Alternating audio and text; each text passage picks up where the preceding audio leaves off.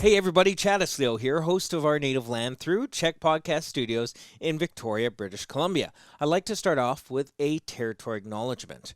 I acknowledge with respect the Lekwungen peoples on whose traditional territory Czech Studio stands upon, and to all the Indigenous tribes that are part of the Coast Salish, New Channel, and Kwakwaka'wakw on Vancouver Island. I thank these nations and traditional land keepers for allowing us to live, work, and play on their lands. Today's guest on Our Native Land is Tina and Sue, and they are from Edmonton, Alberta, and they're part of the Oliver Center, and we're going to talk to them about their new Indigenous program. So here we go, my conversation with Tina and Sue.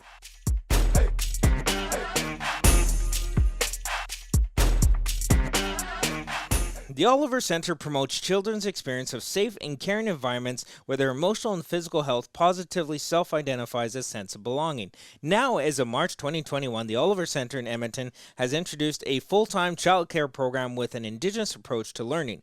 Children get to explore the language and traditional teachings. The center also provides subsidy and all meals for your little ones. The program supports an environment that delivers culturally based and distinct early learning grounded in Indigenous cultures, combining a holistic and Reggio-inspired approach that supports the wellness of children and families in a safe, nurturing, and well-resourced program. Today I have two guests. The first one is Tina Ward. She's the interim program manager and social worker for the Wipak Mastita Indigenous Child Care Program at the Oliver Center. And joining Tina is the executive director of the Oliver Center, Sue McLean. Sue has worked at the Oliver Center for the past 25 years as the executive director and a longtime staff member of the organization. Sue has the opportunity to work for an organization that has the same passion for teaching young children and supporting families. Tina and Sue, welcome to Our Native Land. Welcome. Thank you. Thank you so much for being here. I really appreciate it. Let's start off with Tina. Tina, this is a brand new program that is now being offered for Indigenous families. Tell me a bit more about the program and how it all got started. So about a month ago, early February, I was meeting with some other colleagues, social workers and teachers, and we were talking about how we have a lack of resources for the Indigenous population. And being that we have the second largest Indigenous population, we were looking at where the holes were, where the gaps were. And in doing so, I realized that we have never had a urban off-reserve First Nations Indigenous childcare program. Mm-hmm. So I had put a small kind of like an ad on Facebook to see if there would be interest. And within the first hour, I think it was shared like over 200 times. I had over 30 messages. That's amazing. Yeah. So I went to Sue, and she actually had a beautiful building that was vacant. And I asked her if this may be something that she would want to jump into and see how it would go. Mm-hmm. And she was very willing, and we took the chance, and we opened up March 1st, and it seems to be going very well. So this is a very recent program that, like, we're talking, it's just, we're in the infancy of it. It's maybe only been 3 weeks. Am I correct? Correct. Wow, that's crazy. Well, I'm excited. We're getting on the ground level and figuring out how it's going so far, and you can tell me, what you guys are doing. So, Sue, that kind of ties into my next question. Can you tell me some of the reasons why this program is so important for young Indigenous families? Absolutely. So I think so many years ago, Indigenous people lost their cultural teachings. So what we're trying to do, and I work with a lot of immigrant families as well within the organization. So what we're trying to do is bring that back into programming. We know that for a lot of people, it's very, very important. And even for immigrant families who come into Canada, it's important for them to understand our Canadian cultures. And what better way than to support Indigenous young children and add other children in so that they can understand. And it becomes a practice, a way of teaching for all young children so that as they grow and learn, they have a better understanding of Indigenous teaching. Mm-hmm. Okay. And you're talking about programs. So this is obviously one of many programs. Can you quickly maybe highlight the other programs you guys have? So we do a Head Start programs. So we offer different programs to different families at different demographic levels. So some families are, majority, well, all of them would be a low income family. So we support them through their young children. We offer parent groups. We offer speech pathology, occupational therapy, mental health services if needed to young children and their families throughout the school year. Then we also have two childcare programs that are wraparound. So we offer the Head Start component in a full day programming, so that they too get all of the parent services and the extra services needed for children who may be having delays. So it focuses on the family unit, so that we can support that family, especially when it's a young family, to build them up if they need schooling, if they need housing, if they need food, if there's any supports that they need, we're able to offer them referrals and support them along the way, walk alongside the family to make sure that they become successful. And Sue, based off of the 3 weeks that this program has started, what is the reception been like? Have you gotten a lot of registration? Is it filling up quick? What's the overall outlook of the program so far? It is definitely filling up quite quick. What had happened in this building was we were a part of a $25 a day provincial funding, which we lost last year. So when we lost that and COVID hit, and our building became empty because parents were at home with their young children and weren't able to come back. We've tried many different ways to try and figure out how can we bring children back into the building. So when Tina came up with this idea of possibly supporting the program with an Indigenous content, I was very much willing and very happy to hear that this was a great innovative way to start up this program again. And with so many people showing their willingness to want to come, so many Indigenous families saying that this is something we never had. I didn't realize that there was really nothing in Edmonton to support young children in childcare with an Indigenous content. So the more we researched and the more we looked at it, the more I realized, yes, this is definitely something that is long overdue. Well, I'm glad it's going well so far. Tina, can you you briefly mentioned before the show when we met last week that there was a young boy had a bit of a traumatic experience at a childcare center prior to showing up at your program. Can you maybe tell me about that story for our listeners and our viewers? Sure. I had a parent call me, and she had said that her experience at the center she was at, when her youngest actually wears a braid, and he had come home that day, and he says, "Mommy, I don't want this braid anymore. Like I don't want to be Indian anymore. I don't want my braid." And Mom went to the center and said, like he's being picked on because he has this braid, and what she was met with from the staff was, well, it's bullying and we'll just keep them apart. So there wasn't any intent or purpose to do any kind of a teaching to say, like, this is why, your little friend wears a braid. It's part of his culture. Like they weren't open to doing any of that exploration. And really, they had the opportunity to do a wonderful teaching. So when he came here, he's like the cutest little boy, like, so he's so amazing. But there's another little boy that has a braid as well, and it's not like here's two boys that have braids. They're just two boys. Yeah. And nobody really looks at them as being like any different. And the really nice thing is now he makes the choice if he wants to wear his braid or if he doesn't want to wear his braid. Absolutely. And he's comfortable either way. So he's finding that identity that it's okay. Yeah.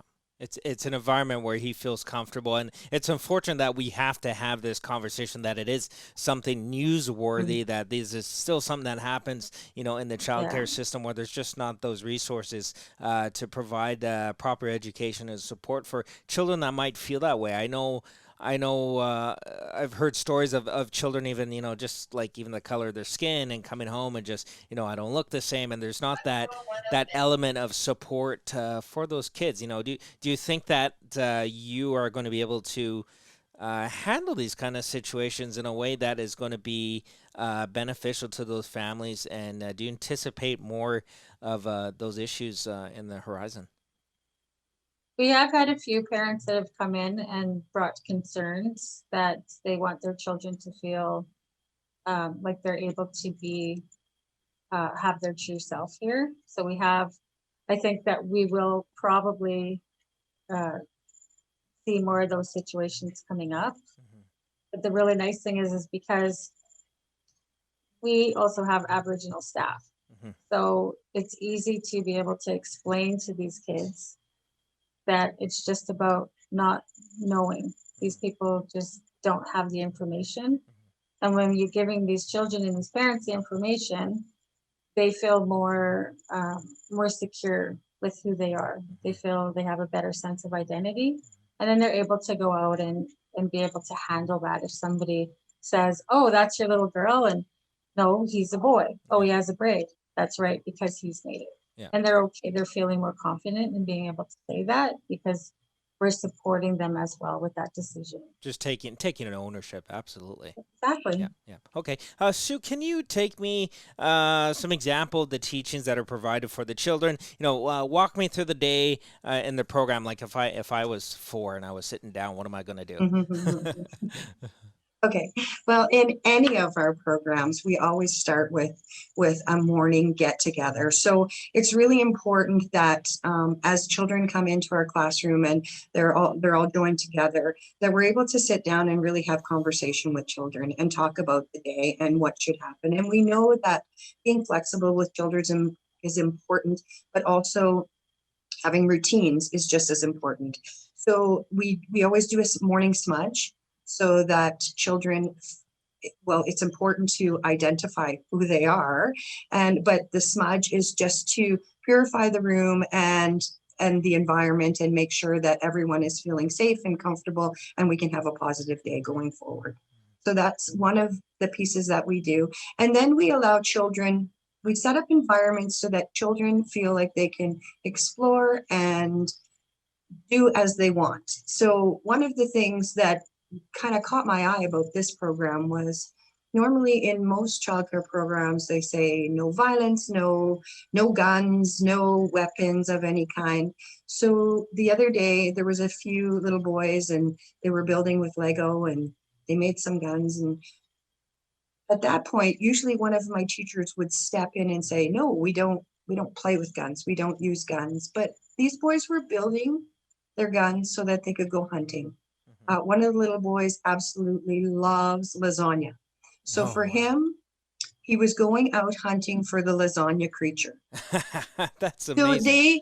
they took guns and it was a representation of what they've been taught Yeah. about guns. It's about hunting, it's about getting your food, it's about those types of things. So in our classrooms, it's really important that we we stop and think about the culture and what is important to them. And if it is making a gun out of Lego and going and hunting for their food, that's what they do. So these boys made their guns, they used their imagination, they were going through the woods. Never once did they point their guns at each other. Never once did they it was like instinctually they knew that a gun was used to hunt for food. Hmm. So It's good. just It's good. stopping and Good safety hunting safety practices too. They're absolutely, already all over. absolutely.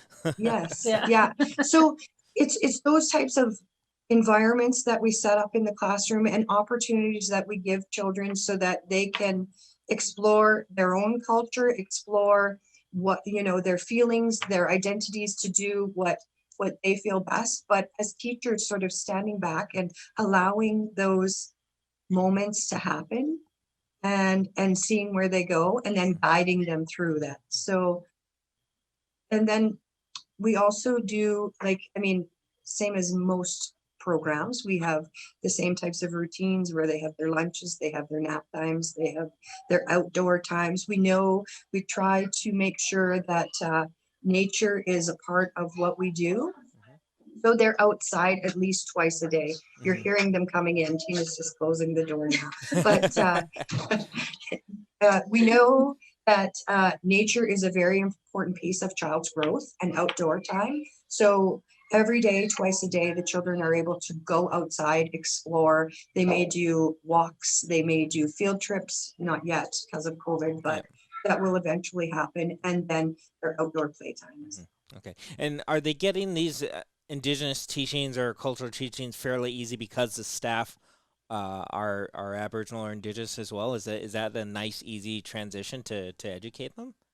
Absolutely, Yeah. because when you have Indigenous staff, then they can relate to what's needed for that child and support that child. We have non-Indigenous staff as well, Mhm. but every classroom has an Indigenous teacher to support their learnings.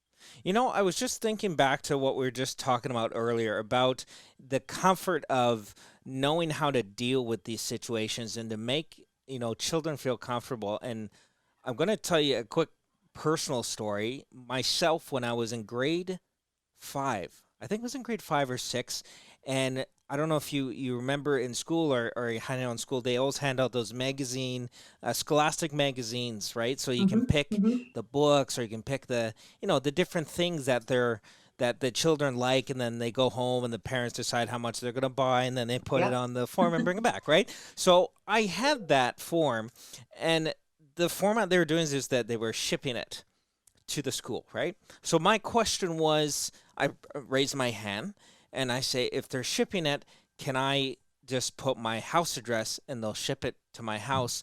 And can I use my status card so I don't pay the tax? And I got in trouble by the teacher, and she sent me outside to discipline me because that was not okay, to make the other kids feel like, how dare I ask that I don't pay taxes on the book. And I know now as an adult that maybe was an inconvenient question, but no, let me reword it. It wasn't an inconvenient question. I know the answer to that question and what you need to do to save on taxes. I get that. But at the time, as a kid, that's just an innocent question that you just know, you just ask. And it's a traumatizing experience for a kid at that age. And I'm 29 now, and I still remember that experience. Like, I got in trouble for asking Mhm. if I could use my status card to buy books, and like that, I think that's such a. If I was in an environment where that wasn't an issue, I think I wouldn't even really be talking about it. Right. I don't know. I just want to bring that Certainly. up because I think there's going to be kids, whether they're 4 or they're 15, that there's situations like that where there's no help. It's just a traumatizing experience for them. So I hope that what you guys are doing are going to help other kids, and I think they will. Hope so. Yeah, it wasn't a question. I'm sorry. I just No, no, That's top okay. of my head, and it just really it just brought home that fact, and it brought it up. So I'm really happy you guys are doing this. Well, I Um, think that's the importance of yeah. it, right? I think that's the importance of doing what we're doing because there's so many misunderstandings out there of an Indigenous culture and your day to days growing up, Mhm, right? And the impacts those negativities mhm. make on it. So we wanted to do this program so that we can get rid of those and we can also teach others, right? Absolutely. No, and I think it's great. I'm really hoping you guys get continued success in this. Sounds like the program is filling up really fast. Is the program for children that are strictly Indigenous, or is there non-Indigenous kids that are allowed to be in part of this program? What's sort of the mix, or what you're trying to achieve in regards to the attendance of the program? we have children of all different cultures Okay. that are allowed to attend. Okay. So it's not Um, strictly to just Indigenous. no, Okay. no, Which is it's great. all about Inclusivity, inclusion. right? Yeah, Yeah. yeah, for sure. Okay, that's good. So where do you guys see this program going in the next, what's your projection in the next year, the next 3, the next 5? Where do you see this expanding? How would you like it to grow? My hopes and my dreams Yes. are that we could our beginnings are in this program. but I want to move it on to our other programs. I mean, I have 6 other programs in Edmonton, and I think it's important that if we're teaching this here, we should be teaching it in all of our programs. And my dreams are that eventually all of Edmonton, I mean, we look at our Alberta education. I mean, they have some of their content into the school system, but if we start teaching them at a young age, they have a much better understanding when they hit that school system. And if we can have this in all childcares in Alberta or across Canada, then what an amazing thing it would be, because then we wouldn't have these views, or we would see the positive sides of things instead of always seeing the negative. Mm-hmm.